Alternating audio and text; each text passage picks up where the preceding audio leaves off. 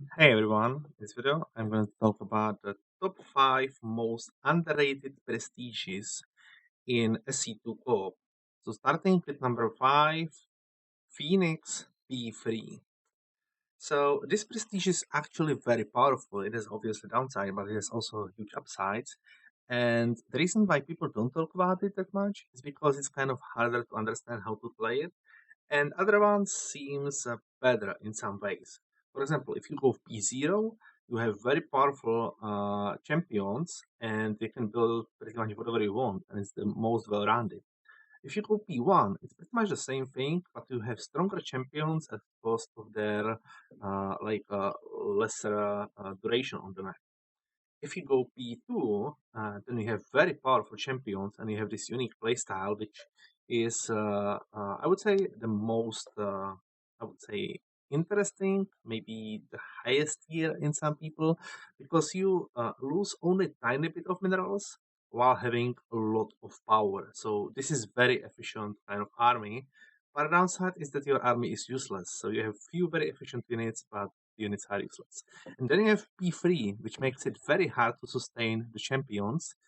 But if you're a champion or anyone of the type, like Legionnaire buffs the Caldaris, if they die, they buff the champion. So you can eventually end up with very powerful champions, and they can absolutely destroy enemies. So the way how do you do it is that you build only a few types of champions.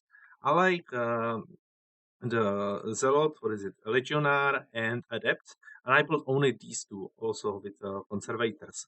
So this is very easy playstyle. I just built a lot of gateways and spam these units, and I push with them into enemy bases. If they kill my units, it buffs my champions. If they kill my champions, it creates new champion, which is buffed even more, and he absolutely destroys everything. So very easy playstyle. It is a different playstyle slightly than like P0 or P1, and it's not comparable with P2.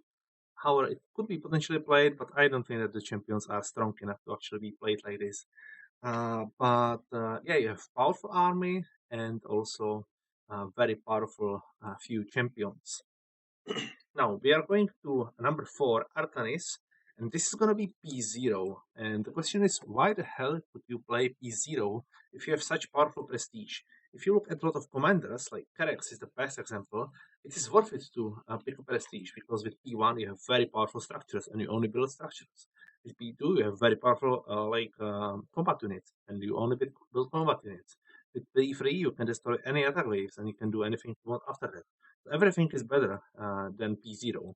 However, with Artanis, all of the prestiges have huge downsides. Like P1 increases effectiveness of abilities of your units by 100%. So all of the units, or at least a lot of those, have very powerful abilities and they are very good. However, the most key unit, Dragoons, the core of the army, is a more expensive and it's actually not better. So that's why it's the big downside. And Dragoon is the most well-rounded unit, can do anything. It's kind of harder against Zerglings, it's not great against those, but you can use orbital strikes and zealots against those, so it's not a big deal. But yeah, it has this big downside that Dragoons are more costly, and because of that, it's not that great. Then Nexus Legate. It is nice that you can project and warp your army around.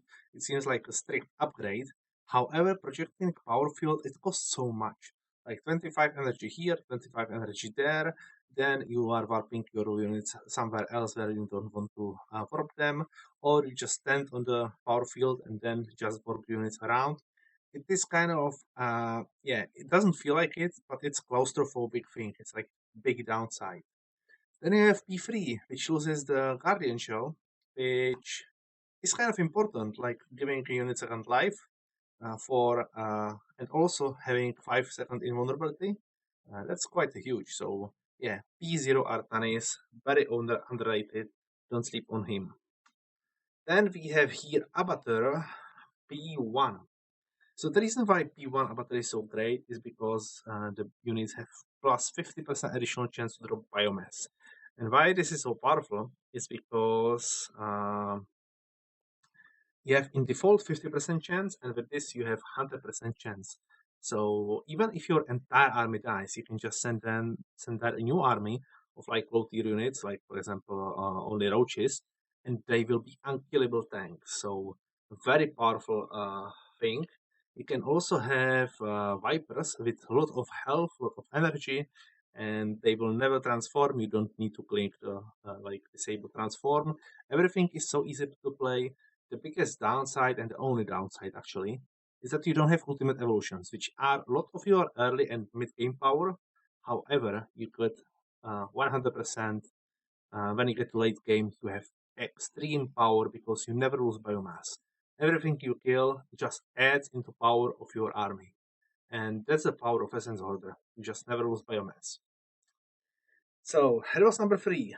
Number 2, Statman, P1.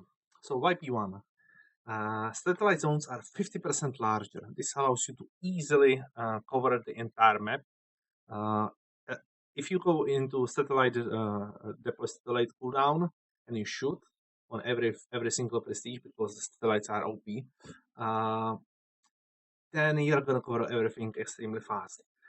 Also, Sapagara is unavailable and you don't have the extra damage, so it is gonna feel like a huge downgrade if you are playing Best Buddy to Signals Event. However, if you play more around army and you are good at macro, you're gonna have such powerful army like blue zones moving at like speed of 160% movement speed, healing like 30 health per second. It's gonna feel huge, and these zones will be everywhere. Enemies will not be able to deal anything with them. They will give you vision. You will be able to teleport on the satellites, like enemies will not be able to destroy them.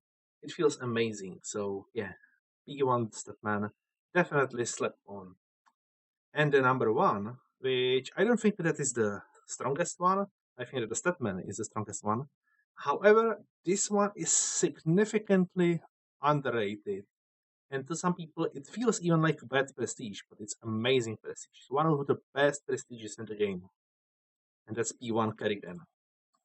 P1 Kerrigan, it doesn't feel like anything special. You have stronger malignant creep, okay, whatever it is.